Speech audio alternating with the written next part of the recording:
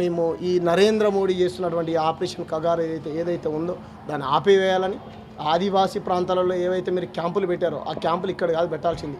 తీవ్రవాదులు ఎప్పుడు ఎలక్షన్లు వచ్చినా మన దేశంలో జొరబడతా ఉన్నారు కదా, దయచేసి పోలీస్ అధికారులు వాళ్ళు మీ అన్నలాంటోళ్ళు ఏమంటారు మీరైనా చెప్పేటువంటి ప్రయత్నం చేయండి. వాళ్ళు పోయి అక్కడ గస్తీ కాయండి, అక్కడ డ్యూటీ చేస్తామని చెప్పండి.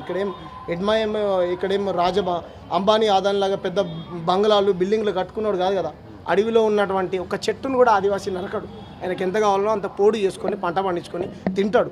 ప్రకృతిని ఇంత కూడా పాడు చేయడు ఆదివాసీ. ఎందుకంటే మేము అక్కడి నుంచి పుట్టి వచ్చినాం కాబట్టి మాకు తెలుసు. అంటే ఉరి చేసే వాళ్ళకు కూడా ఆఖరి కోరిక ఏంటి అని కూడా అడిగే స్థితి ఇక్కడ ఉంది. కాకుండా వాళ్ళని ఆఖరి కోరిక కూడా తెలుపకుండా ఏదో వైద్యం కోసం వచ్చిన వాళ్ళని ఇలా అదే నేను ఏమంటున్నాను, ఈ దేశంలో మన చంపిన ఇవన్నీ పోలీసు వాళ్ళ హత్యలు.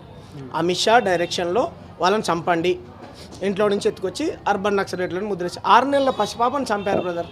90 ఏళ్ళ పెద్ద ఆయనను చంపారు. కొండల్లోకి మీరు వెళ్ళినట్టున్నారు, అడవుల్లోకి గొర్రెలని మేకలని లేకపోతే ఆవులని పశువులను మేపుకోవడానికి వెళ్ళినటువంటి వ్యక్తులకు పక్కన పోలీసు తుపాకులు పెట్టి వాళ్ళకు ఏమంటారు మావోయిస్టులు అనే అటువంటి ముద్ర వేసి కాల్చి చంపి చూడండి సార్ మీరు ఎంతమందిని అయితే లెక్క చెప్పారో అంతమందిని పట్టించాం అనే అటువంటి రీతిలో పోలీసు అధికారులు పనిచేస్తూ ఉన్నారు. అమిత్ షా దాంట్లో భాగంగానే ఇప్పుడు అదే కదా ఏమంటారు